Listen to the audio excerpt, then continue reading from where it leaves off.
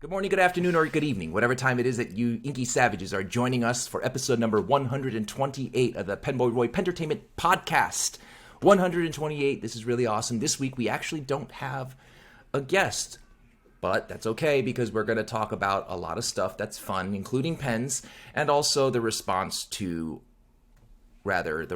from Twsbi and Narwhal and joint statement and our opinions on it. And just be advised, our opinions are based solely on our opinions, no facts. We did not talk to any of the parties, be it Narwhal or Twsbi, in regard to this discussion.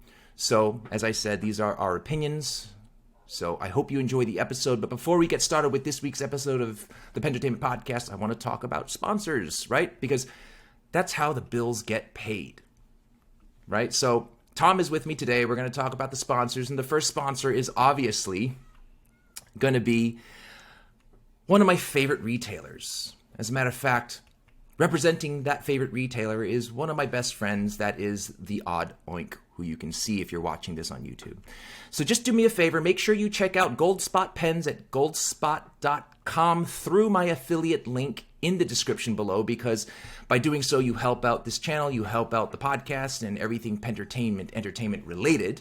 So please check that out at the affiliate link provided in the link below. And while you're at it, I want to talk to you guys about, you need pom-poms. Tom's in the background. He's got to have like pom-poms. I'm just the hype guy right now. Yeah, he's just the hype guy. So it's here, guys. It is here. The Walden Tango Imagination Dark Teal. It's limited to 200 pieces and made only for North America, which is really awesome because that means no matter where you are, you can get it. You just have to order it from North America. But I guess that's cool, right? What's the need for it to be exclusive? Yeah, North America. Yeah, but there's only 200, so you should see these pens. These pens are awesome. They're entirely sterling silver with like these etched patterns that are colored dark teal. It's a beautiful pen. Just mesmerizing. Just truly is mesmerizing. And now once these beauties are gone, they are gone forever. So don't wait. Get them now. Now, since they are exclusive to North America, and there's only 200 of them, we can do special deals on them. If you're a Pentertainment Podcast listener, all you got to do is go to the affiliate link that I mentioned, click on it, search for the Walden Tango Dark Teal, and make sure to use coupon code ROY at checkout for an additional savings on all products on the Goldspot website, with some exclusions applying, of course. And finally, please check out brlcoffeeco.com and make sure you check out all the good products they have on brlcoffeeco.com. And those of you who've been taking advantage of coupon code ROY on the brlcoffeeco.com website, I certainly do appreciate it. It helps me out because that is my third sponsor, and I get lots of coffee, and it's some of the best bean that you could ever taste. They have different flavors, and again, if you use coupon code ROY at checkout, there is a non-exclusionary discount applied to all products, including mugs and stickers, coffee, sampler packs, whatever it is that you want. You want to get the best caffeine high that you can possibly get. Do so at brlcoffeeco.com using coupon code ROY at checkout. And it doesn't give you the crackhead jitters either, which is great. Now, as I said before, we have an awesome episode lined up for you guys today, so make sure you stick around. We went a little long today, didn't we, Tom? A little long, right? A little bit. Yeah. But that's just because we enjoy each other's company so much. But before we get started with this week's episode of the podcast, I want to give you guys a quick disclaimer. This podcast is not scripted and therefore will contain potty mouth words, both from Tom and I. So be forewarned. You have been warned. Now, on to the podcast. The PenBoyRoy Pentertainment Podcast. Stay savage. Thank you. Hold your applause so we can start the show. Yes, thank you. We're pretty awesome. Thank you.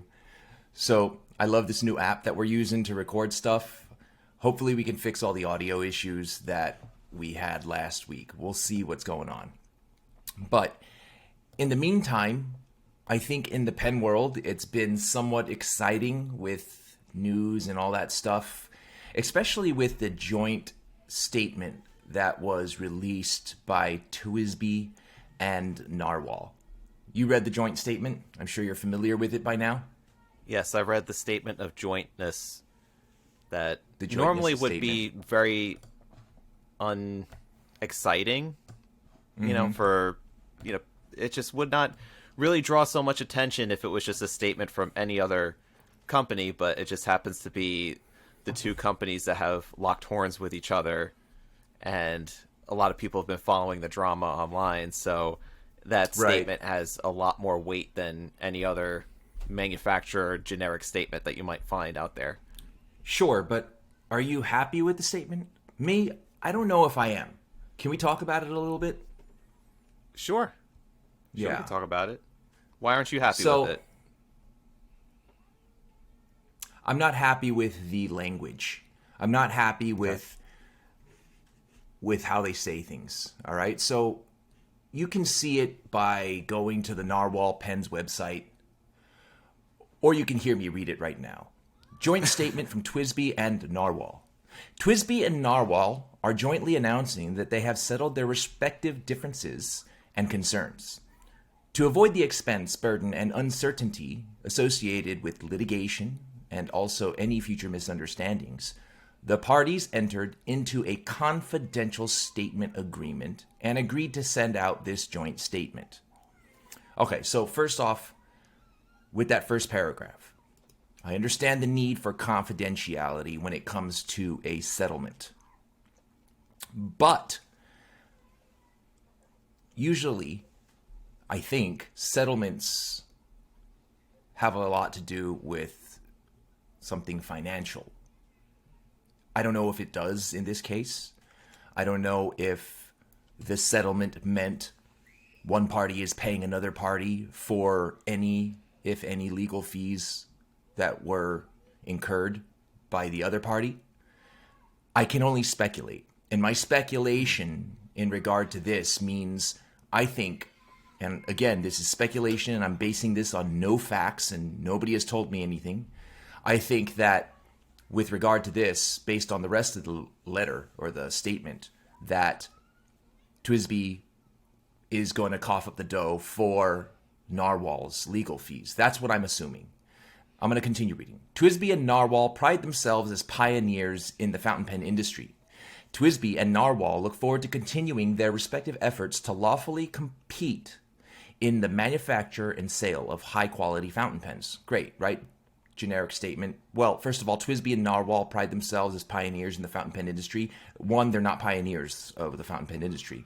To say they're pioneers of the fountain pen industry is the same as me saying I'm a pioneer of podcasting. No, they're jumping on the bandwagon, right? So I love Twsbi, I love Narwhal, but as much as you want to say it, you're kind of not pioneers. You're jumping on the bandwagon and making pens that have been made since, 1900s. No one's but that doesn't mean to the wheel say here. Right, but that doesn't mean to say that some of the pens that they have are not innovative, different, or new. It's just that they're not pioneers in the fountain pen industry. And I'm not trying to be a dick here, but, call a duck a duck. I'm going to continue reading. Under the terms of the settlement, Twsbi acknowledges that Narwhal has not violated any intellectual property rights of Twsbi or any third party. In particular, Twsbi's primary concern was Narwhal's use of the piston filler mechanism, which was the subject of U.S. patent number 1,706,616 titled Fountain Pen, issued to Theodore Kovacs on March 26, 1929. This patent expired on March 26, 1946. After reaching an understanding on the issue, Twsbi has been convinced that its use of the terms, quote-unquote, knockoffs, unethical, and design infringement, end quotes, concerning the Narwhal fountain pens was unfortunate and retracts those terms. Twsbi and Narwhal agree the piston filler mechanism is available for anyone to use as a result of the expiration of the patent. Twsbi apologizes for any confusion that may have been caused by its statements to retailers. Okay. So Twsbi is acknowledging that the statements that they made were incorrect.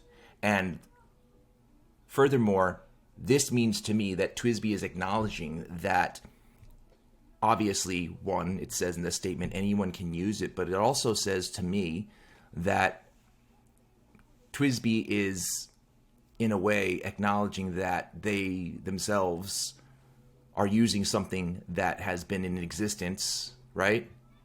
And to throw out words at them like knockoffs, unethical, and design infringement was wrong. I mean, it's clearly stated here. This is the next paragraph is the one that bothers me the most, okay? Okay. Out of an abundance of caution and for the avoidance of doubt, neither Twsbi nor Narwhal will stop conducting business with retailers that choose to carry both brands or products from other manufacturers subject to the respective policies and procedures of Twsbi or Narwhal as applicable. With respect to the policies and procedures of Twsbi and Narwhal, each company reserves the right to modify from time to time their own policies and procedures, keeping in mind that each of Twsbi and Narwhal recognize that the freedom to select business partners is part and parcel of our free market system. We look forward to many more years of delivering exciting products to the fountain pen enthusiasts. Our community is strengthened through healthy competition. Okay, the first part of that paragraph, out of an abundance of caution, and for the avoidance of doubt, neither Twsbi nor Narwhal will stop conducting business with retailers that choose to carry both brands or products from other manufacturers, subject to the respective policies and procedures of Twsbi or Narwhal as applicable. So that part right there, what would have been great is if they cited or gave reference to what those policies and procedures of both brands actually are, right? Because there's no explanation. Them, for example, being explaining, let's say, about like the MAP program, right? Minimum well, I mean, that's an advertising example. That's an example of the policies and procedures. Right. But this is out in the open. This whole statement is out in the open anyway. So why not give us some perspective on what those policies and procedures are, right? And then the next sentence, with respect to the policies and procedures of Twsbi and Narwhal, each company reserves the right to modify from time to time their own policies and procedures, keeping in mind that each of Twsbi and Narwhal recognizes the freedom to select business partners is part and parcel of our free market system.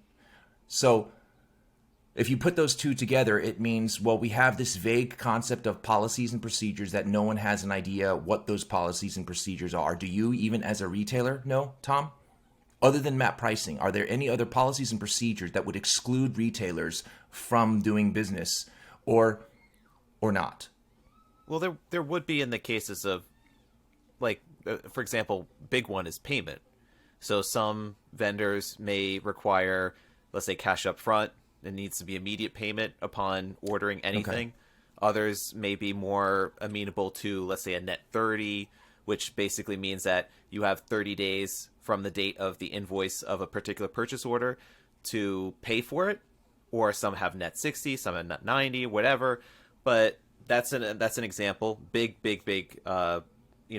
So how do you know about these policies and procedures is what I'm asking. Well, usually it's spelled out right away from doing an initial talking with a vendor and kind of getting an idea of like, okay, well, what are your, how do you like to conduct business? Do you like, do you want there to be a MAP policy? Out. Do you, You're saying it's spelled out. How is it spelled out? It's spelled out from the start, right?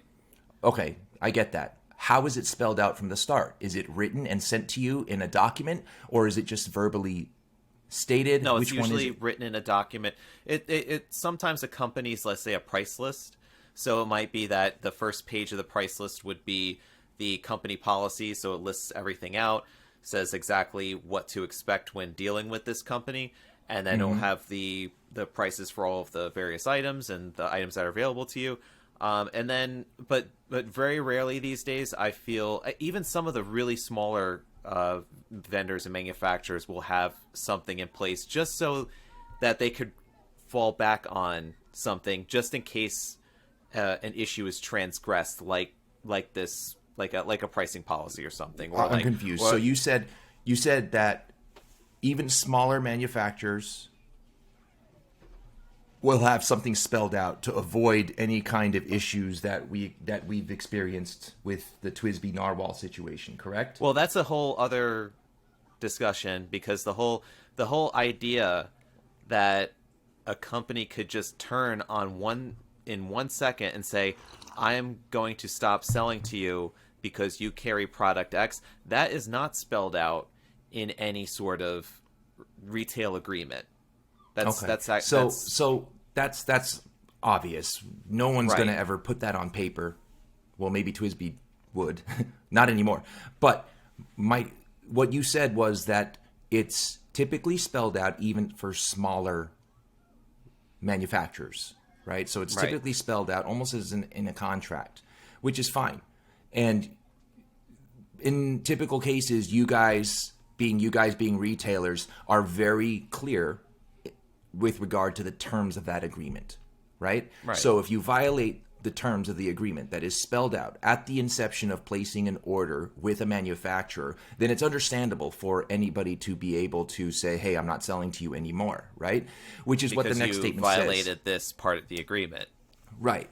With respect to Right. the policies and procedures of Twsbi and Narwhal, each company reserves the right to modify from time to time their own policies and procedures, keeping in mind that each of Twsbi and Narwhal recognize the freedom to select business partners as part and parcel of our free market system. Right? So that statement there, the inclusion of that statement, for some reason says to me that there was an agreement on part of Twsbi and Narwhal that even in light of everything that happened in terms of this joint statement and agreement, that Twsbi is still going to act against retailers that in the beginning onset of this whole debacle didn't agree with Twsbi and didn't play ball with Twsbi.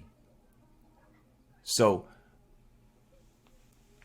because we don't actually have information on the confidential settlement agreement, I'm not trying to be a naysayer or be negative here, but I'm wondering if on the part of Narwhal, this confidential agreement benefited Narwhal irrespective of any resolution to retailers. Because not for nothing, there are retailers out there that stood up against the bully tactic of Twsbi at the very start of this thing. Namely, obviously, as you know, your Gold Spot Pens and Pen Chalet. And during that time, those few retailers that stood up against the bully tactic didn't receive any product that they had already agreed on prior to the start of this whole debacle. And I've spoken to some of the retailers and they're like, yeah, we didn't get that new yellow Twsbi. They just denied our order and whatnot. So I don't like the statement that says that. I don't like the statement where it says, with respect to the policies and procedures of Twsbi, each company reserves the right to modify from time to time their own policies and procedures, keeping in mind that yada, yada, yada. I just don't like it. Because the damage from Twsbi's actions has been done to the retailers. And the retailers that are excluded from receiving their orders that they had already placed based on agreements that were already established at the time that they placed their orders are denied their orders. So Twsbi is still in violation unless they turn around and then send them those orders forthwith, which I don't think they will do. I don't know, maybe they will. That's Hopefully one they thing do. that I always thought from the outset of hearing that there was a statement coming out and then seeing a statement. This One just second. appears So to be before I lose my train of thought. Okay. And the reason I have a problem with this is because there was no resolution for the retailers that stood up and stood against Twsbi. There's no resolution for it. So for me, from my perspective in looking at this document, it looks like Narwhal benefited from this confidential settlement agreement without regard to whether there was any resolution to retailers. Now, in fairness, Narwhal can't speak on behalf of retailers. Retailers have to resolve that on their own. But that's why I don't like this.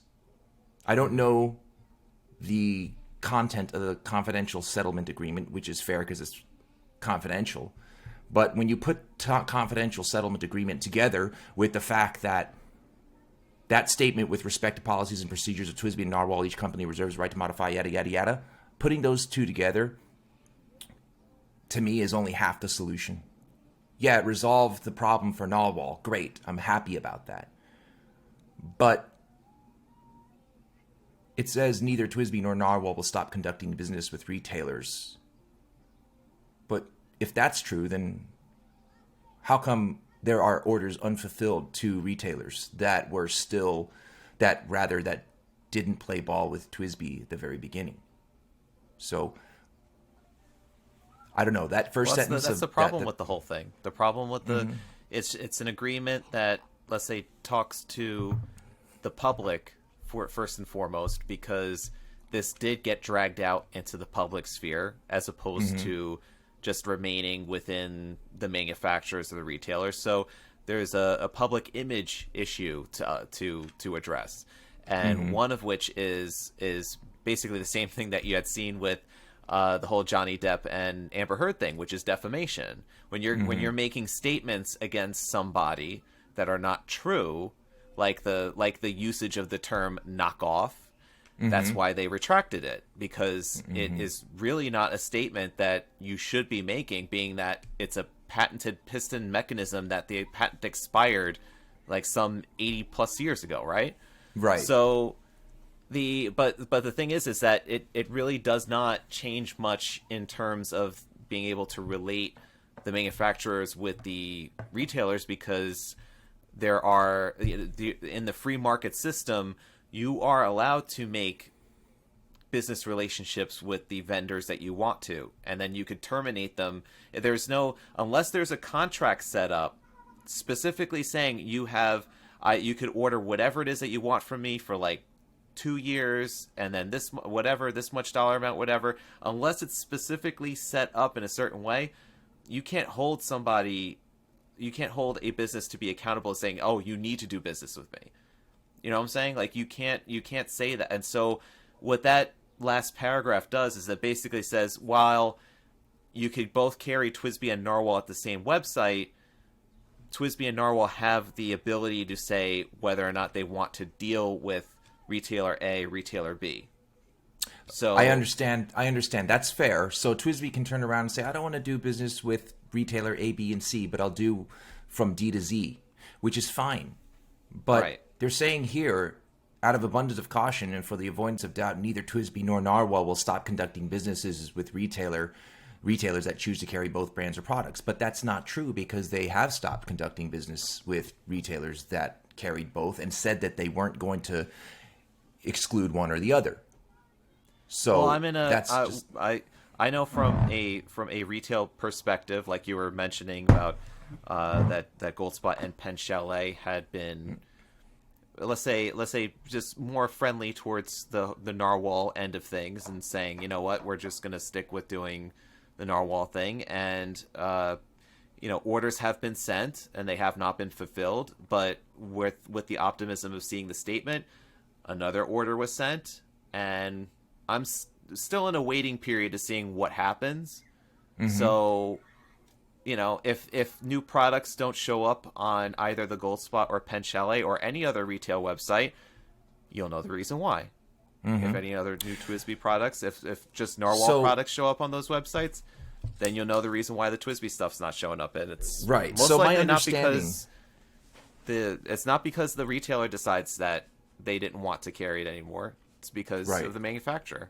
So my understanding is there was a point in time where I think the deadline was May 1st, where Philip over at Twsbi was demanding a declaration from every retailer saying that they will sell off all their Narwhal and they will not reorder.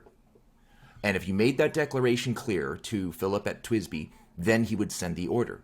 And for those that did not receive their order. And as far as I know, those who did not make that declaration clear to Philip has not received their orders. So now what we're doing is we're standing by and waiting and seeing if those retailers, specifically, again, the ones that did not make the declaration to Philip as he demanded, let's see if they will get their orders, because that will be what is telling whether or not the last paragraph of this statement is true or not. Now, if, let's say, those retailers in question that did not bend to the will of Philip at Twsbi do get their orders, end of conversation. Kind of. Because even then, how does Twsbi make right the wrong he did to retailers that didn't bend to his will with regard to product that they have not received, such as limited editions, or the pens that are scattered throughout the U.S. such as the TWsbi Eco Yellow. Was it transparent yellow or is it just a solid yellow? Right? It was transparent. Was that a limited run? People have placed orders for those. With any of them, it's now like it's limited as much as people want to order them. For example, that Prussian blue. Yeah. That Prussian blue was like limited for at least like the last couple of years. Right. So it's like they just keep making them until people decide that they don't want to buy them anymore. Right. But you see where I'm coming from with regard to the disadvantage that the retailers who didn't bend to the will of Philip at TWsbi was placed in, and how they have not been made whole, even at the resolution of this joint statement from TWsbi and Narwhal. They didn't receive their yellow pens. They didn't receive it. Meanwhile, other retailers who were forced to play ball when they didn't have to received it, and they're selling it and they're doing well with it. But again, the select retailers that were like, no, I'm not playing ball with this. This is nonsense. They didn't receive their orders, and they're not going to. And that time has passed, and I think it's just too late now, right? Mm-hmm. It's already. It's too late for a lot of people too. Just seeing the court of public opinion weigh in on this with posting that statement that you read on Reddit, or I saw a whole bunch of times on Facebook in different fountain pen forums, and a lot of people had already made up their minds based on the first statement that was made. Not the joint statement, but the TWsbi retailer statement, that they're looking at this and they're like, not good enough. Right. Not good enough. I agree. And secondly, the language of this text says to me, obviously, that a lawyer wrote it up, proofread it, drafted it at least a dozen times. And what there is not here is, like, he apologizes for any confusion that may have been caused by its statement sent to retailers. It's not confusion that it caused. It caused damage, and damage in the form of the retailers not getting their orders, and damage in the sense that retailers invested money and time in putting TWsbi products on their websites. Damage in the sense that you've put those retailers behind other retailers in this race to sell pens by at least a little, right? Because, for example, retailer A never got the limited edition yellow pens, but retailers B, C, D, E, F, G, all the way to Z did. And now that's less traffic to retailers A's website. That's less sales to retailers A's website. And that's damages. So there's no accountability for damages caused, in my opinion. Maybe I'm being too nitpicky about the whole thing. But I get that they retract those terms, but how are you going to retract the actions against the retailers? No, and I get does it, TWsbi... I see does from your TWsbi perspective, care too? You're looking at trying to make this thing whole. Yeah. It's like from that initial statement, all of the things that have happened because of that statement, you're looking to make it whole because there's something that broke in there. Yeah. And that statement just puts a big old Band-Aid on this gaping wound. Yeah. It's maybe and not it doesn't gaping seem... wound where it's like bleeding out, but maybe like this really nasty looking scrape where it does get underneath the skin. There was a lot of blood. It just looks really gnarly, and you just need to like do more than just put a Band-Aid on it. And that's what happened. Yeah. And it just the whole statement about apologizing for any confusion that may have caused, there's nothing confusing about it. There was no confusion. It was clear that TWsbi was attempting to control retailers' choice to purchase one brand or another. And they were deliberately trying to suppress the sale of Narwhal pens to retailers. That's why he was demanding declarations of loyalty to TWsbi over Narwhal. And if you didn't declare that in clear terms via communication, then you just didn't get your orders. Those people who didn't declare that declaration of loyalty did not get their orders. So there's no confusion. So you're apologizing for the wrong thing. The real apology comes in the form of, like you said, making things whole again. If you didn't fill an order, fill it. That's right. If you fail to send a retailer their order that they placed, send it. If Say after they missed that, out on a special edition, yeah, like you if know, after you're that front order, in the line to get the new one, you know, that yeah, sort of thing. and if after that order, right? I think I just scratched myself to bleed. Am I bleeding? No, no. So if after that order you fulfill, after you come through with everything beforehand, and then you decide, you know what, Tom's a dick, I don't want to do business with him anymore, and that's your choice, right? Isn't that his choice, Phil's choice at TWSB? That's his choice. Great. Make that decision. But fix what you broke first, and then move on. That's the way I see it needs to be. So, anyway, that's where I stand. I know, Tom, that you wanted to have Frank on the show to talk about this and stuff like that.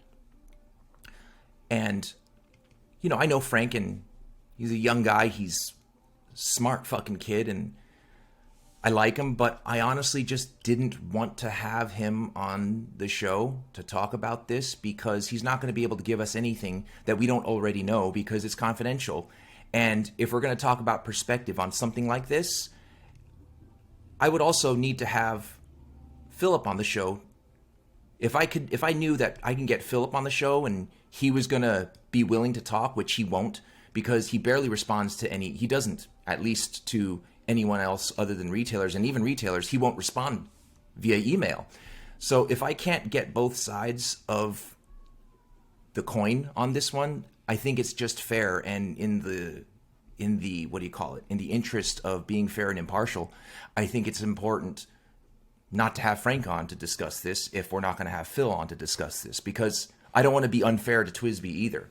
You know what I mean? So our discussion on this whole thing, being that there's a confidential part of it and that there is a legal statement, that there have been legal implications involved, you don't want to have him coming and then saying the wrong thing that, you know, that then could get him into trouble. You know what I'm saying? Yeah, of course. And you know how I am. I carefully monitor stuff. So if he says anything, I would be familiar with the terms of what he is not able to say, and what he is able to say and do. And if he were about to violate that or anything like that, I would just stop him or cut him off. But in order to do that, I'd have to be very familiar with, I guess, the confidentiality agreement, which is research that I don't have time or desire to do. But basically, I wanted to discuss this from an unbiased perspective as much as I can be. And Frank being on the show would taint that unbiased perspective, because I'm looking at this from my own perspective. I didn't discuss this with anybody. I didn't even discuss it with you before the show. But this statement to me is lukewarm, and it does not seem genuine. It seems disingenuous. In addition to seeming disingenuous, it didn't resolve what the public sees as half of the issue, because it wasn't just between TWSB and Narwhal. It was between TWSB, retailers, and Narwhal. It was a trifecta of damage, and TWSB and Narwhal agreed to it. But great, TWSB did what they had to do. Narwhal did what they had to do. They're both benefiting from it. So what? Fuck the retailers now at this point? And I hold both of them responsible. The onus is then on the retailers to do something on their end if they're not feeling that they're made whole of this. That's where that's my, because like the one company, the manufacturers can't, let's say, speak on behalf of their retailers and say, oh, well, you know, I lost this much in sales and this traffic or whatever. Sure. I think the retailers themselves need to be able to say something on that. And I mean, it's also very nebulous too, because like, how would you know? I mean, like, knowing from one pen launch to another, how would you know how well the TWSB Swipe and Pair was going to sell this time around versus when the Salmon was introduced? Right. You know, like, so you don't. I get it. How would you be able to tell that? Yeah, it's on the onus is on the retailers. I get it, and I totally understand it. How many retailers are actually going to do something about it? And the answer to the question is very few. And it's I know why, and I can tell you why very few will do anything about it. Because most of them, if they had it in them to do anything about it now, they would have had it in them not to just bend to the will of Phil at Twsbi in the beginning. So I don't think that any retailers that played ball in the beginning will do anything about it now. And I don't think retailers that didn't play ball in the beginning will do anything about it now, because the damages are already done. In order to get reparation for those damages, they have to spend money on attorneys. It would be a battle that they definitely could win, but it would cost more than what they benefit. So the few retailers that decided, you know what, I'm not going to play ball with this guy, Philip at Twsbi, are now in the position where if they do something about the damages that Twsbi caused them legally, it would just in the long run hurt them financially more. So everybody's just going to let it go. Okay? You think so? And I do. If I were a retailer, and I wouldn't be a good retailer, number one, but if I were one, I would find out that at the end of this whole thing, I didn't have to comply, and with Twsbi, that is. And because I didn't comply, I lost out. I want Twsbi to fix what I lost out on, but they're not going to. So the only way to make them is to take legal action, which will cost me more money than the benefit of had I not lost out in the first place. Do you understand? Right. What I'm trying to say? Because there's a lot of words in there. I got good words, but no, I'm after about you. 2 seconds. Yeah. So I just don't see any retailers doing anything about it. I think they're just going to cut their losses and take the L instead of spend more money and take greater losses for a small win. So this is where I'm saying all the retailers, whether they played ball in the beginning or not, are just victims of this whole thing. And there's no actual acknowledgement or actual apology to retailers outside of apologizing for any confusion that may have been caused, which to me is such a lukewarm, dirty bathtub water apology. Yeah. You know what I'm saying? So, and then the statement, out of abundance of caution and for the avoidance of doubt, neither Twsbi nor Narwhal will stop conducting business with retailers that choose to carry both brands or products. And then following up by saying, but we can do whatever we want with who we sell to. I think that shouldn't be a statement that's retroactive to the start of this whole debacle. It should be a statement that reflects actions that happen after the conclusion of this whole debacle. And I think that it would behoove Twsbi to retroactively fix everything that they have done and from there move on. Like I said, if Twsbi decides to fulfill those orders that these retailers who didn't bend to the will of Philip, right? If they go back and they fix it and fill those holes and make it whole, and then after that, they're like, you know what? It was hostile. I don't like how we had our conversations. I'm just not going to do business with you anymore. That's their choice. But I think if you're going to say out of abundance of caution and for the avoidance of doubt, we're not going to stop doing business with you, then step up to what you're saying. Right. So, I don't know. Well, that has yet to be seen. I don't. So. Yeah, I mean, I don't like the tactic. I don't like bullies, but I also there's an issue with also not just this whole thing, but what has kind of come to the surface as a result of this whole thing, and that is a lot of people getting upset, and understandably, like, listen, I'm upset about it, but no matter how upset I'm about it, I am going to recognize, and I'm not going to forget the fact that Twsbi has done more for the fountain pen community than they have harmed the fountain pen community. And people, being imperfect creatures on this planet, will fuck up, make bad choices, and make bad decisions. Just like art not being art because it's perfect people aren't people because they're perfect. They fuck up, they make mistakes. And I understand how everybody is like, listen, I'm so upset with this whole thing, I'm not going to buy TWSBI anymore. Well, listen, I don't believe the proper course of action is the absence of TWSBI. I don't think that people should stop buying TWSBI. I think that once this is all settled and done, and I think even now, just if you want a TWSBI pen, buy a TWSBI pen. If it'll make you happy, then do it. But don't boycott them because of this whole thing, right? I think that canceling TWSBI is not the right way to go about it. Because I don't think anybody is in the power to cancel them. No, but I think that, especially with being there's so many different options out there in the marketplace. People have their choice of what it is that they want to buy, and especially as discretionary funds, let's say, become even tighter and tighter, as I would expect with the upcoming recession that we're all going to be enduring here in the United States, is that it's going to be even more selective about where do you want to spend your money because a fountain pen granted, it is a very useful item, but it is not a necessity. It's not it's not a necessary want. Product.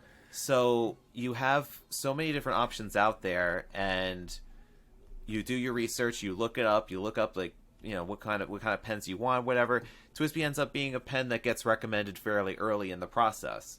So it's a starter fountain pen. It's very economical. Not for nothing, I still recommend TWSBI Ecos to people who come to me and like, hey, I want to spend about $20-$30. What do you recommend? A good starter pen? TWSBI Eco. The owner might be a jerk, but the TWSBI Eco for sure is a great and a fantastic starter pen. But the thing Pilot is Metropolitan. that people who are getting into the hobby are not going to know about all of the things that go on with the various manufacturers and vendors. They're not going to know all the backstories to them. It's the ones that have been in it for a while, who have, let's say, collected a bunch of them, or who have, let's say, bought TWSBI as like their first pens, and then they still use them, but then they have like other pens that they've then gone on to that are gold nib and piston fill, whatever. So they're going to be the ones. So people have been in the hobby, follow social media, that are invested in this, that will know this, and that won't be able to very easily forgive and forget about this. And those are the ones that you'll see them comment and chime in about their feelings regarding it, so that when, let's say, somebody is new and they're jumping into the hobby and they're doing some of their research, they're looking up like, well, what is a good first fountain pen? And then they start looking up. It's like, oh, let me look up TWSBI. All of a sudden, then you would see, let's say, these articles that appeared on Reddit, the copy to the TWSBI versus Narwhal, blah blah blah, and then you're like, wait, what is going on here? And then you start to go down this rabbit hole, and then you're like, oh, that I don't think is going to happen as much, because people don't do that much. I mean, I know some people do, but not everybody does. What most people are going to do is they're going to look at it. They're going to be like, this is a pretty solid looking starter fountain pen. It's right in my price range. A lot of people seem to like it because it's got good feedback, good reviews, whatever. I'm going to buy it. Right. So that's my point about what I was saying about TWSBI having done more for the fountain pen community than hurting the fountain pen community. Knowing everything I know about this whole thing and being unhappy with this statement, both from TWSBI and from Narwhal, if a person came up to me, I want them to have the best beginner experience possible, and that's why I would still recommend the TWSBI. Forget about the fact that Philip at TWSBI is a jerk, and he yells at people, and he treats his retailers like they're subservient and they're nothing to him. The product stands and speaks for itself. So as we move forward, maybe his personality will change, maybe his demeanor and the way he treats people changes, who knows? But to the person who's asking me about a brand new pen and it's their first one that's over $20 or $30 or something like that, I think TWSB is definitely a good option. Somebody reached out to me and is like, hey, add this hashtag to your post. And it says hashtag cancel TWSB. I responded back to them, I will not add that to my post because I'm not about that. I'm not going to take up arms against somebody or them or but I will speak my voice about behavior that I disagree with. And as much as I disagree with Philip from TWSB, if, let's say, he called you screaming at you saying he wants to be on the show, I'll have him on the show. But then I'll also have Frank on the show, and vice versa.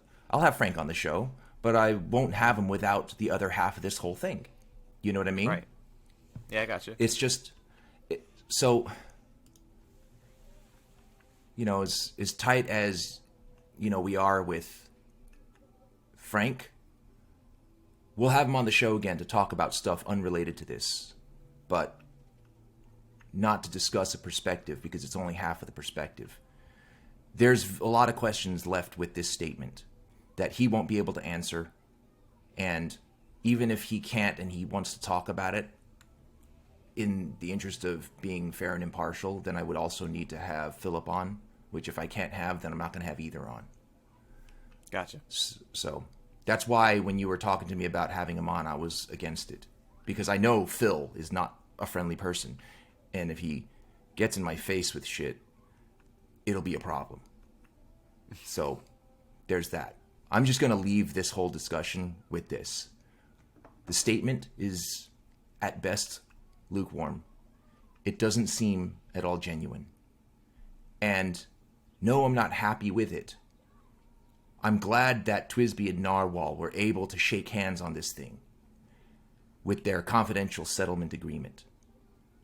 But there are still retailers who are victims who have not been addressed and have not been made whole. And I don't know if that will happen. Only time will tell based on future exchanges between TWSB and retailers. I know for sure Narwhal isn't stopping business with anybody. This guy, Frank, he's at shows right now as we speak. He's engaging with people, talking to people. And he's a smart St. kid. Louis this weekend. Yeah, he's a smart kid. He's not going to talk shit about people, right? But at the same time, I don't know if I'm like I said, I'm not happy with this whole statement. The statement is, it's not conclusive. You know what I am really happy about? What? Is the amount of responses that I received, or the amount of questions I received from the giveaway on Instagram, if you saw that. Oh, yeah? Oh, we're going to announce the winner, right? Well, winners. Because I have... Winner, chicken winner. dinner. Actually, I have not been the most, let's say, responsive when it comes to making all of these... Because, you basically... You buy an ink flight box every month with the intent that I give it away to somebody. Right. And I have not been as diligent about doing that. So we actually do have, what do we have? We have 3. I could do 3. And actually July's coming up, so I could even do 4. I could do a July and I could do 3 June boxes. So we could pick 4 questions total. And then that way I could be current. It'll make me feel better. Okay. Go for it. Let's hear the questions. Oh, we have tons, but I'm saying we have... Yeah. I'm happy with the response because we have over 100 questions. Nice. But I know I can't pick all 100 of them. So, do you have the Instagram page up? Maybe I could share it on... I could try sharing it on this thing here. Yeah, maybe you could screen share it. Let's see. Is it Chrome tab? Man, it is hot as balls in here, and I don't even want to turn the AC on because I don't want to cause a background humming noise. Okay, I got it up here. Let's see. Which question? Yeah, so if we read the question and answer it, that means they won, correct? Yes.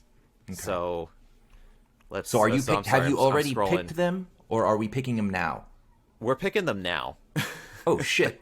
So we got to read 100 questions and pick one. Well, we're gonna do our best to just kind of like cruise over them, and then we could go back in and like it's like anything that just particularly stands out to you, like as I'm scrolling here. You're going. Whoa! Stop! Now, see, I'm wondering if anybody's actually going to be able to see this on the live, on the not the live, the video part of it. They probably can't. Actually, they probably won't be able to. But I'm looking at one question that I really love at the top of the screen. You see that one right there, right? Yes, I do. I don't want to read it out loud, because if I read it out loud, it means he instantly wins. Correct? Yes. Okay, so this one has got to be a winner. This top one here. I'll you know what? I'm writing it down right now. So I will write it down so that we could look back at it. But let's keep on scrolling here. Okay, we'll keep on scrolling. So we're going through, for everybody listening who's not watching on the YouTube channel, there's I like this one here also at the bottom. There's a lot of questions and we're scrolling through them. And I like that one also.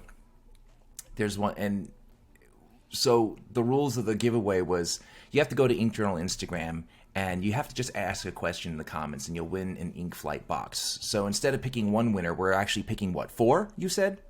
Yes. Okay. Hold on a second. Okay, do you see the one that's just about at the top where it says the S with the turquoise color icon? Yes. That one right there, right at the top. I like that one also. Okay. Yeah, so we're looking through the questions. Now, Tom has read through them all already. So I picked, what did I pick already? 2 or 3? You picked 2. Okay. Yeah. So you pick the next 2, and while we're talking about that, you know, somebody actually mentioned, now that I'm using video, am I going to use a visual component to this whole thing? Because I think last time, because we're so used to recording just audio, I didn't even bother to show pens or anything like that. But I do want to talk about some pens, or actually, yeah, a couple of pens.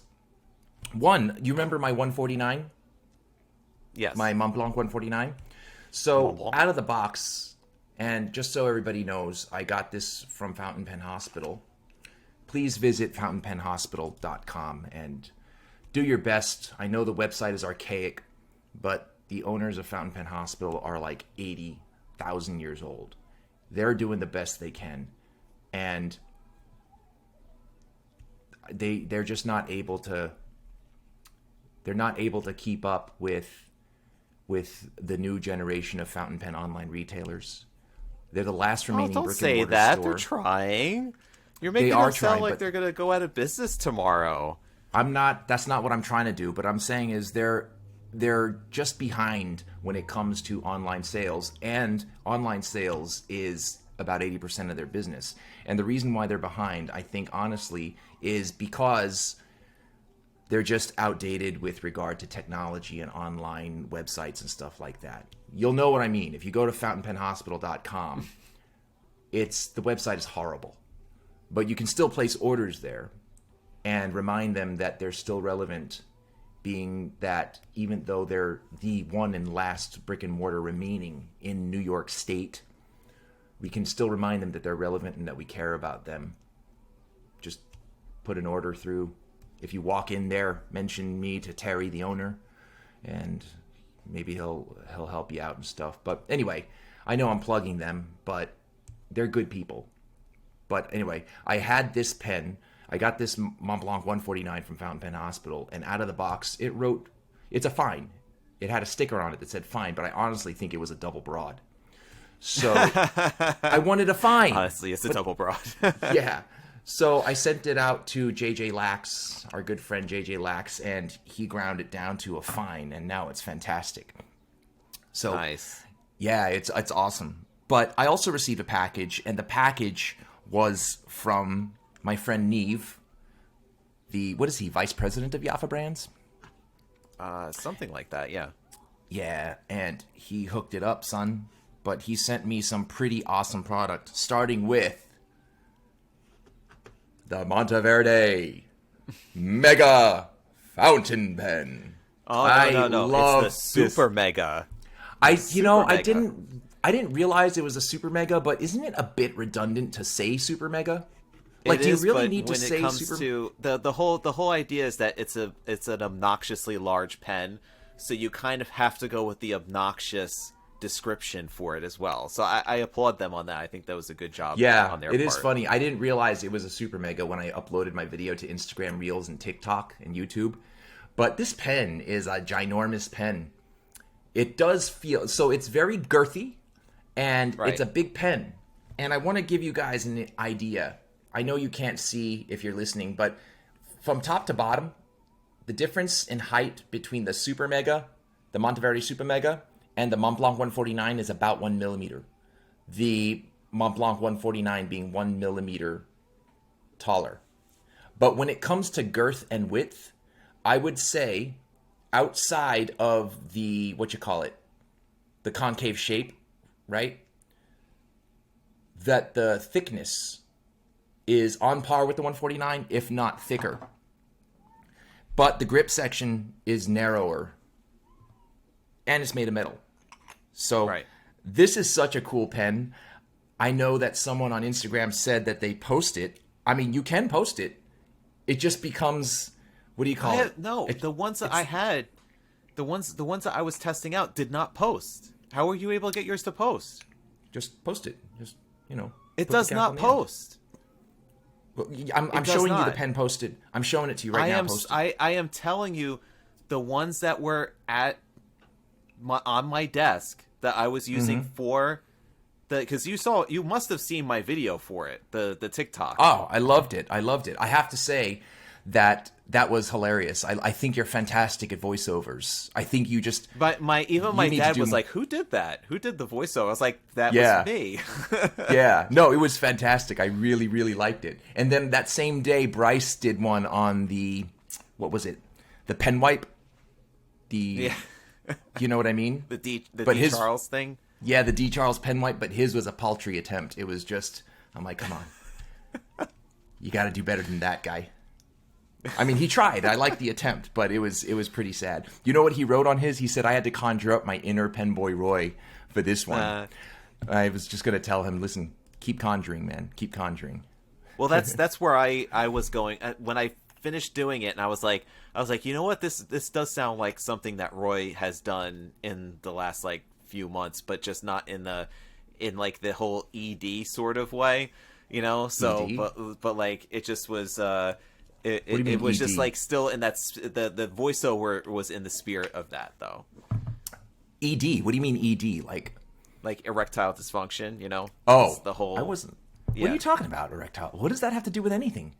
Weirdo? No, I was just saying like the whole kind of underlying concept of like the mega thing was that it's like, oh well, it's like it's related to penises somehow. So okay, there you go. Yeah, it was just a play on.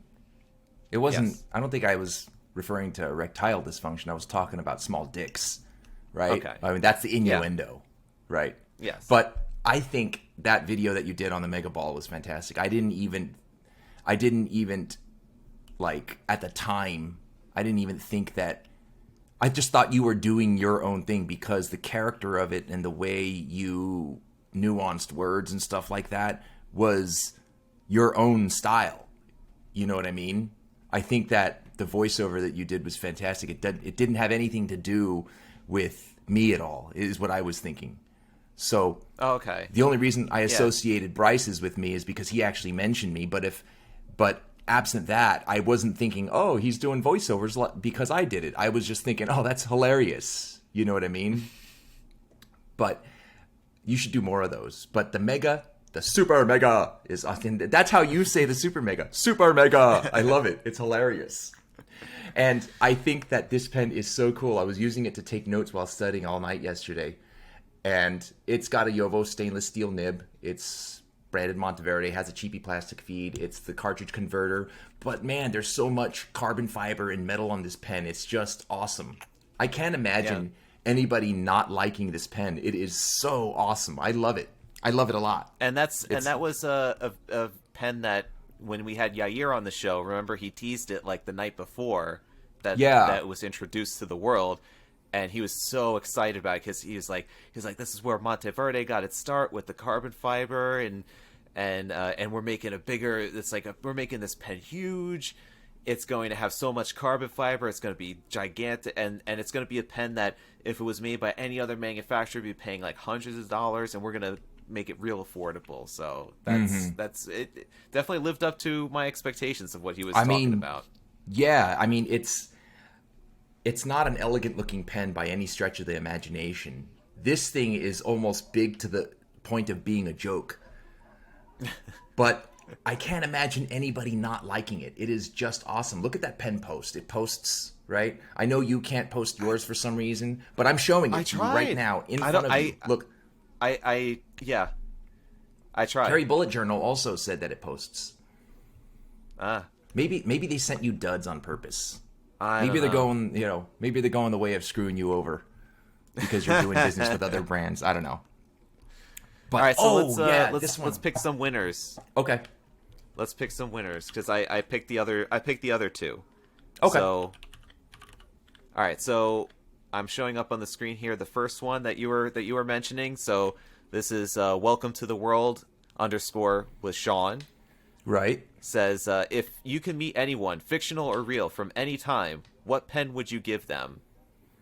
So he lists Ellie from Last of Us, Brendan Fraser, or Mozart, for example. So, I mean, obviously watches the podcast all the time to understand those references. So, yeah. So if I could meet anyone, fiction or real, from any period of time, what would you give them? What fountain pen, I'm assuming, would I give them? That's you know what? I had all this time to think about it, and I didn't even think about it because I was too busy yammering and shit. Holy cow! Mm-hmm. Oh, that's a tough one. If I could meet any person, see, this is tough because this means I have to narrow it down to one person. So I have to make sure that this is a critical answer because this is the one chance that I get. I don't know. You go first, Tom.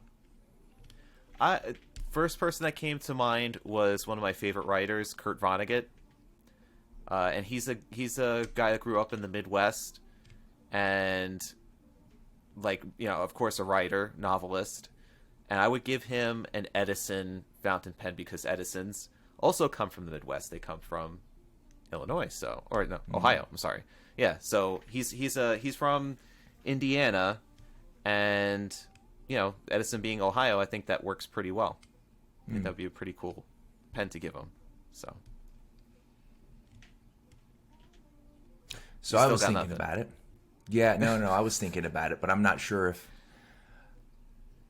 I don't know how I want to share this, but I want to preface it with saying this is not in any way like a sob story or me saying, give me sympathy or anything like that, So this is this is hardcore personal shit. Should I get my tissues? No. My tissues? No, it's not sad like that. But so, okay.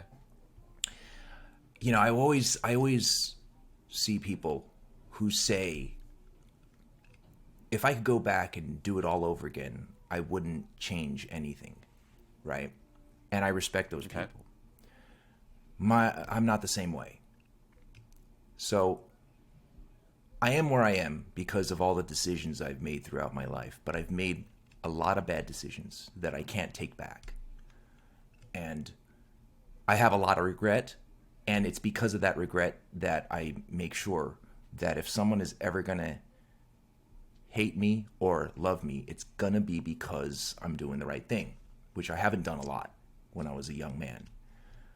One of those things that I genuinely regret in my whole life, one of the biggest regrets I have, is not being a good grandson to my grandmother on my father's side, right? So my father's mother. And all she's ever done was care about me and love me, but I just was not a good grandson. So if I could meet anybody at any point in time, I would go back as far as I can to where I'm old enough to be able to speak clearly and I guess give her my Nino Marino Natuno 1911 PenBoyRoy Savage Edition fountain pen, 1 of 1, because that pen is very important to me. So that's what I would do. I would go back, yeah, and then from that point on, I would do everything I can to be the grandson she deserved. That's what I would do. Oh, I mean, definitely, it's if you're gonna do that and give that as a gift to somebody, yeah, I mean, I can't argue with that. It does make me feel all warm on the inside. That might be because the air conditioner's off right now, but I just feel mine warm too on the inside and outside. And this shirt is soft. The shirt, Pentertainment Podcast shirt that you had given me, is really soft, so it makes me feel fuzzy. But yeah, all right, that's what I would to do. The next one. Yeah, let's go to the next one. The next one we had. Let's see. Okay, so this so is this one here, right? Yeah. Okay, so I have Skogsy _pens. Right. That's if that's how you pronounce it. What are some things that are turnoffs when you see a pen? Are there visual cues that show you that a certain pen won't work for you, or that you won't like it? When you see a pen, what are turnoffs? Well, this question needs more elaboration. Like, does that mean I can't touch the pen, or it has to be visual alone? And I'm assuming that's what it is, because most pen purchases are online. Yeah, or let's say I immediately go to thinking, like, if you're browsing a pen show and you see trays of pens, and they're just pens, all over the place. You would see a pen and you'd be like, not for me. Like, what are those characteristics about that pen that just, are a non-starter for you? Gee, that's a tough one. I'm so across the board and accepting and inclusive of all pens except... Oh, if it's a ballpoint pen. Boom, bitch. Ballpoint. Yeah. Yeah, because it doesn't specify... Yeah, because it says when you see a pen. Right. So, yeah. So, all jokes aside,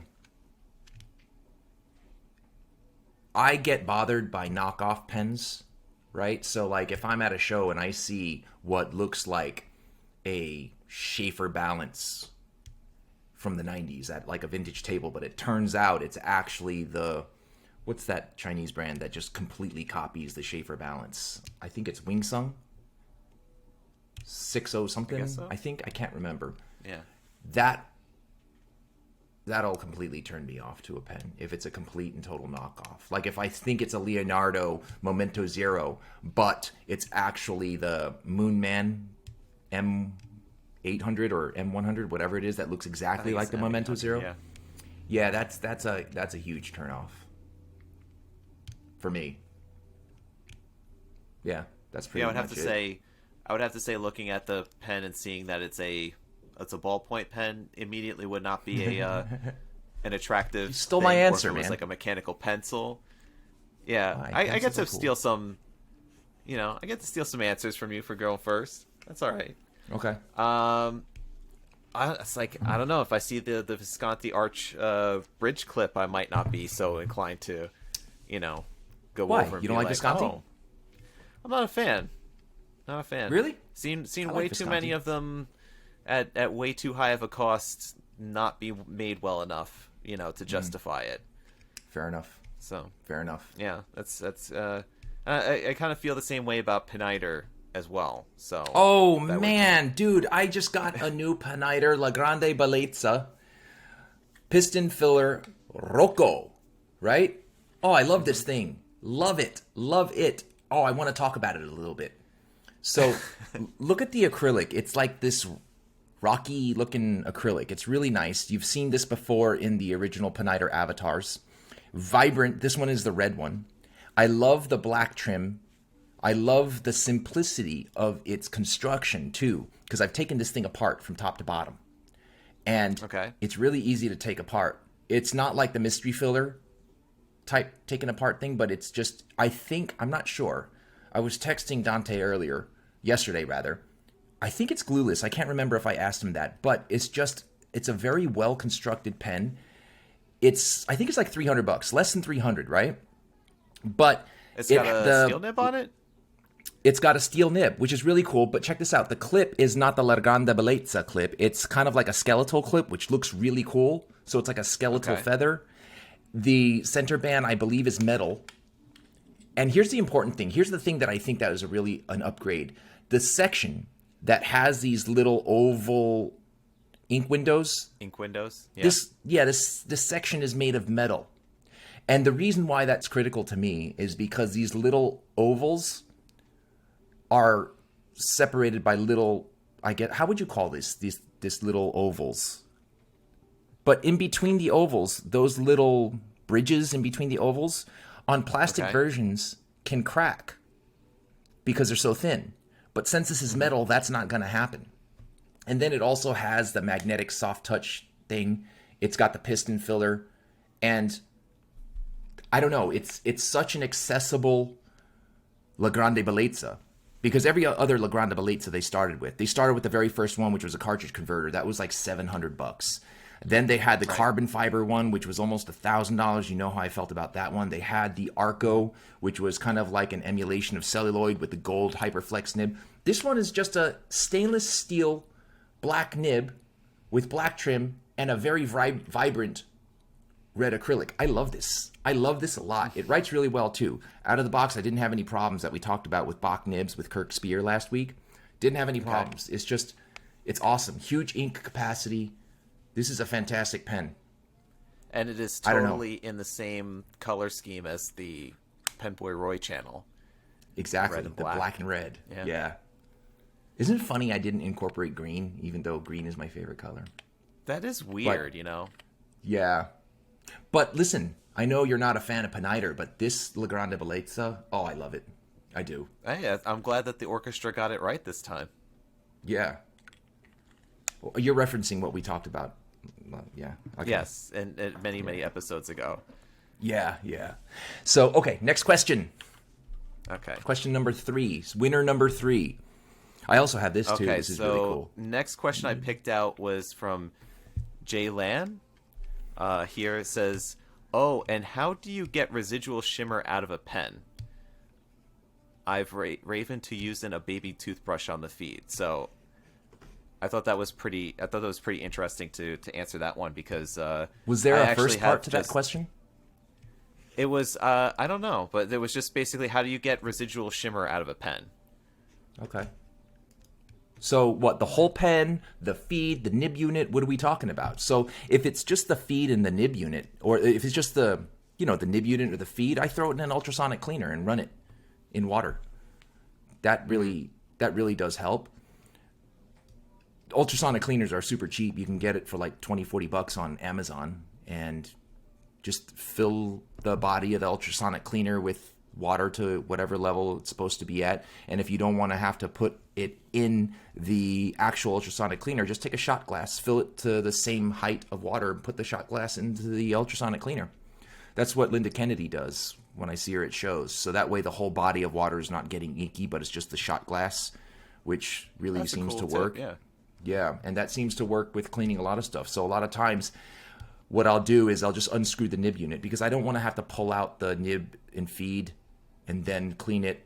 So I'll just take the whole nib unit, I'll dunk it in the ultrasonic cleaner or the shot glass, and I'll let it run for whatever the few minutes it does. And then after that, I'll take the aspirator bulb and I'll run water through it because the ultrasonic cleaner will dislodge the particles and you'll need to run water through it to just get it to pass.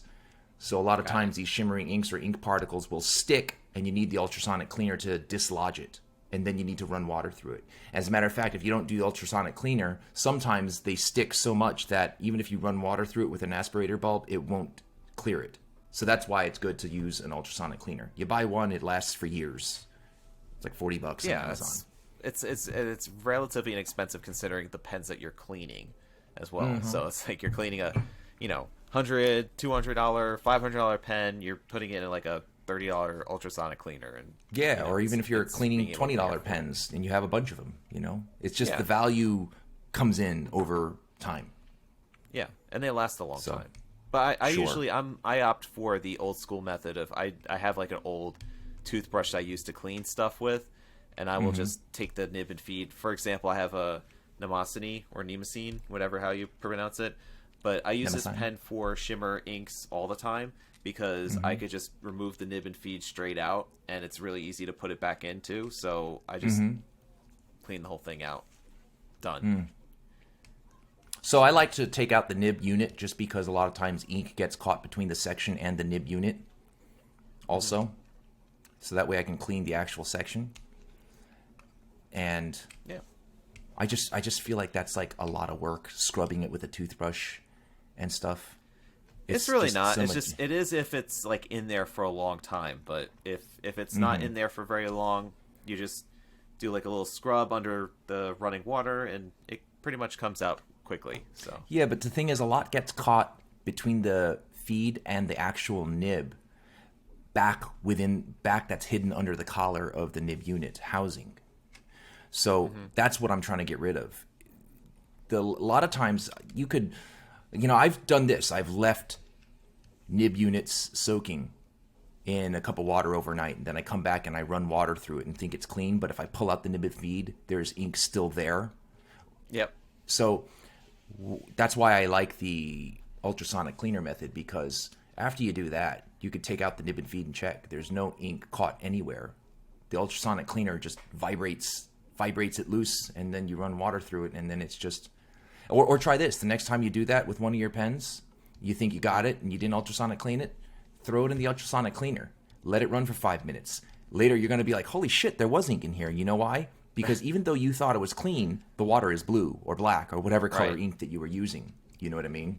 So I'm a big proponent of throwing your nib units into ultrasonic cleaners, because it really does loosen particles that wouldn't otherwise be dislodged just with scrubbing or rinsing alone. True. Okay, so last question. One. Let's look up the last one. What's it? Emekis_B. What are some up-and-coming fountain pens ink brands that we should be aware of? Well, we need to get a clarified definition of what exactly small up-and-coming constitutes. So let's say, I mean, like, just like a general. I mean, we don't have to be super specific with the definition here. Just is small and up and coming something that's distributed or not distributed? Is it something that is like, you know what I mean? Like small and up and coming. Doesn't have to. It's just not on everybody's radar. Let's just say that. Okay. Yeah. Gee. I mean, there's so much that I can talk about. You want to go first, or do you want me to go first? Because I got shit on my mind right now. I had one that came to mind. I would say Gravitas pens. I was actually thinking that. You fucker. Yes. Gravitas, yes. Got it before Ben Walsh you. with Gravitas. Got it before you. Yeah. I think that's a good one. Gravitas, they make some pretty like new looking pens. I love the fact that he uses his social media, particularly Instagram, to throw up some of these crazy designs. Like he does these CAD drafts, like computerized 3D models of what his pens will look like in concept, kind of like that's cool. Car years before it actually comes out, gets people so amped up over it. He's like, yeah, that looks great. And then he's like, all right, let me see if I can make it happen. And for the most part, he makes it happen exactly as advertised, which is impressive. Yeah. You know, if we were having the same conversation 3-4 years ago, I would say Leonardo Officina Italiana. If we were having this conversation 3 years ago. But since we're not, I'm going to actually bring up this puppy right here. This is a brand that has caught my eye. This is a Turkish brand called Kilk, and they make some spankin' products. Their pens are acrylic. They use sterling silver appointments like in the clip and this center band. and they're very well polished. They're very well made. They use Bach nibs. They're on my radar. They make some really interesting stuff. I really like it. And also, I know they've been around for a while, but they're not distributed, and therefore they're kind of small. Not everybody knows about them is Wancher. I love the Wancher pens. Right. They're also, I feel like, small and up and coming. I mean, I want to say Nino Marino stuff, but I guess he's not small or up and coming because he's distributed through Jaffa Brands, one of the biggest distributors in the world. But I love this pen here. This is the Adventus. This is Nino's the been Mayora around Adventus. in the industry for like what, 40 plus like years 40 already, years, right? so he's not really up and coming, and his brand is kind of not, but I do love this Adventus. This is the Adventus in whatever yellow crack flake acrylic. I know what you're gonna say. It looks like the Memento Zero, but it's very different from the Memento Zero. It's more girthy. It looks somewhat like a cross between a Memento Zero and the Furore models, because the Furore would come in that yellow marbled acrylic. No, it's a different yellow. This one's the same yellow that's used in the whatchamacallit, the Esterbrook the Sunflower. Esterbrook? Yeah. So, but the thing is, what I love about this is the section. What I love about this Adventus is the section is super comfortable, even though it's really concave. And obviously, like Leonard, rather Nino uses this, and so does Salvatore, the metal piston knob. But I like the little detail here. Do you see that little indentation in the end of it? Right. That's an intentional design, so that if you wanted to fill the pen, I keep getting ink on my fingers here, but that's okay. If you wanted to fill the pen using the blind cap, it actually has this really nice looking design. It's unnecessary, wiping out my black shirt. It's unnecessary, but it's an intentional design that they did on purpose. They didn't have to. And I mean, I really like it. There's a cup inside. It's not spring loaded, but it keeps the whole thing sealed. I very much like the Mayora Adventus, and it's a competitive price too. I think it's under $200. Cool. And it has a Yovo nib. Oh yeah, of course, everything goes Yeah. with the Yovo nib.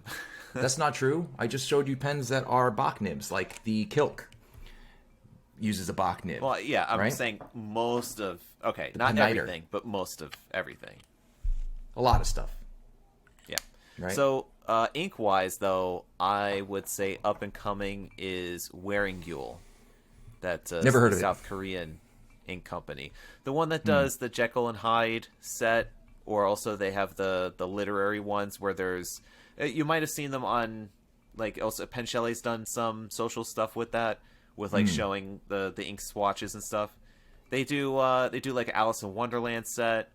They do a Wizard of Oz, where they have the different colors are named after. There's like the Tin Man, the Cowardly Lion, and stuff. And then they actually have a component that they call it, I think, magical glitter potion, that you could then infuse with the colors to make them shimmer. So that's pretty cool. I like that concept. And then the Jekyll and Hyde one actually comes as a set where you could inject, just like with Dr. Jekyll, Mr. Hyde, like you inject one with the other, and then it becomes like this super sheeny ink. It's pretty cool, like the whole concept and stuff. But it's overall good quality inks, and they've got some interesting multi-layered stories with each of them. So that's and they're practically brand new. Like no one's heard of them like a year ago. So I see. Yeah. So when it comes to inks, you know me, I'm pretty boring.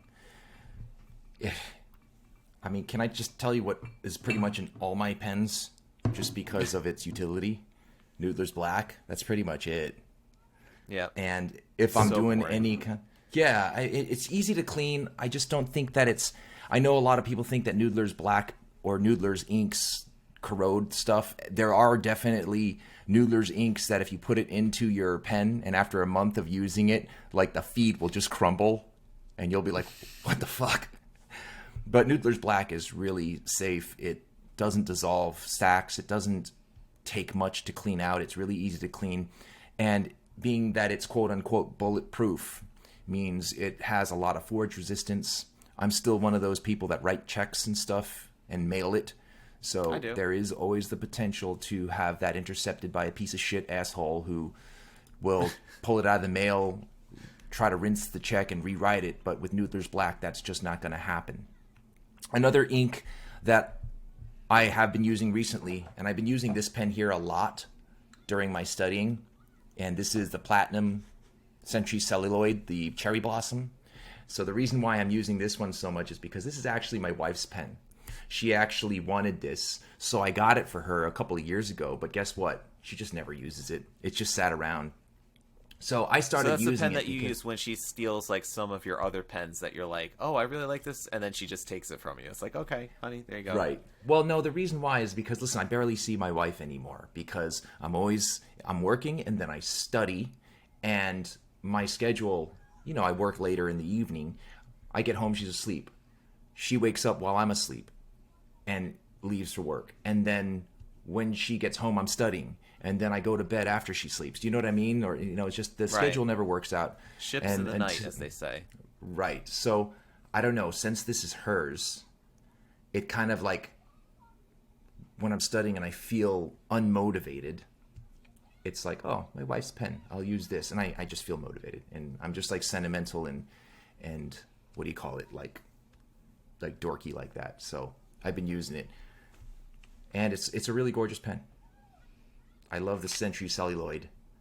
I love the Century Celluloids. I love the green one, but I think I actually like the Cherry Blossom. Oh no, I almost spilled my coffee. I think I like the Cherry Blossom one a little bit better just because of the sentimental attachment to it by the fact that it's my wife's and I'm using it. And she didn't even notice that it was missing, I'll be honest with you.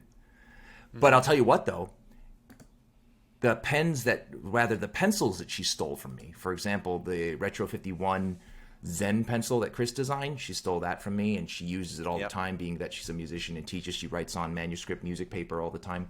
And my Y Studio brass pen that I got a couple of years ago that Hulser sent me, that one became hers.